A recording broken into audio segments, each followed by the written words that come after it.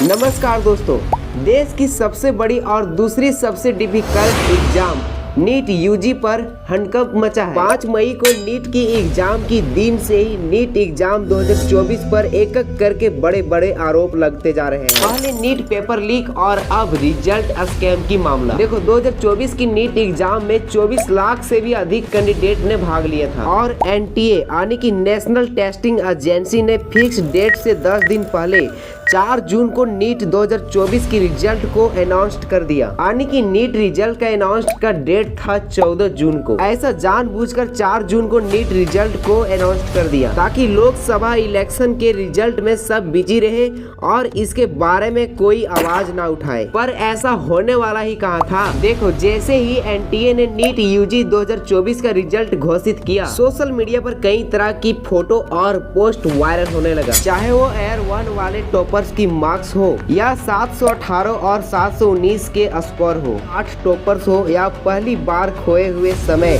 के लिए लागू किए गए नॉर्मलाइजेशन। नीट 2024 का रिजल्ट ने सभी को चौंका दिया और रातों रात बिकम ये टॉपिक ऑफ डिस्कशन बन गया। देखो नीट एग्जाम से 2 दिन पहले फ्रॉड स्कैम से जुड़े एक केस पेश किया गया, जिसमें एक फॉरिजनल टीचर, कंसल्टेंसी का मालिक परशुराम रॉय और एक स्कूल टीचर तुषार भट्ट के साथ साथ गुजरात के कम से कम 16 छात्रों पर फ्रॉड का आरोप लगाया गया था, जिसमें इन 2 व्यक्तियों ने 16 स्टूडेंट को नीट का एग्जाम को चीटिंग से पास करवाने के लिए 10-10 लाख रुपया लिया था। देखो एनटीए ने जैसे ही 4 जून को नीट की रिजल्ट को जारी किया, वैसे ही लोग इसे 2024 नीट रिजल्ट को स्कैम बताया। रिकॉर्ड मार्क्स में 67 स्टूडेंट ने 720 अंक प्राप्त किए, एयर 1 हासिल की। नीट एग्जाम के इतिहास में पहली बार इतने सारे छात्रों ने 720 अंक प्राप्त किए हैं। साथ ही इन 67 छात्रों में से 8 हरियाणा के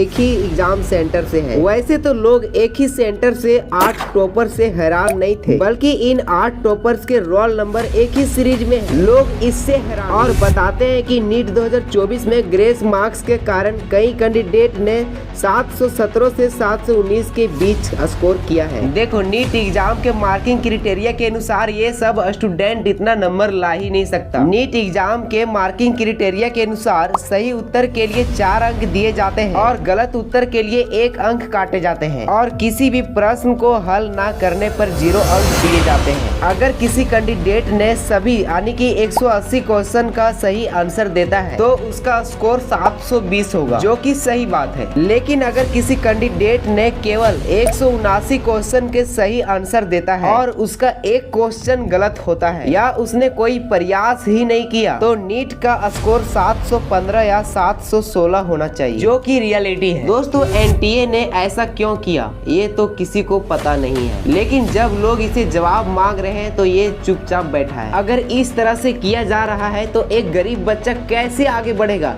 कैसे नीट की तैयारी करेगा। एक गरीब माँ बाप कितने कठोर परिश्रम करके एक बच्चे को पढ़ाता है और बच्चे कई सालों तक मेहनत करते हैं और जब बच्चा एग्जाम देता है तो परिणाम ऐसा मिलता है तो उस बच्चे को पढ़ने में क्या मन लगेगा। पैसे वाले लोग तो 10-10, 20-20 लाख देकर ये सीटें खरीद रहे हैं। एक गरीब बच्चा किसी तरह से पढ़ता है तो उसके साथ ऐसा कांड हो जाता है। अगर आप एक पेरेंट्स या स्टूडेंट हो तो बताइए नीट की एग्जाम फिर से लेनी चाहिए या नहीं, कमेंट सेक्शन में जरूर बताइएगा। तब तक के लिए जय हिंद।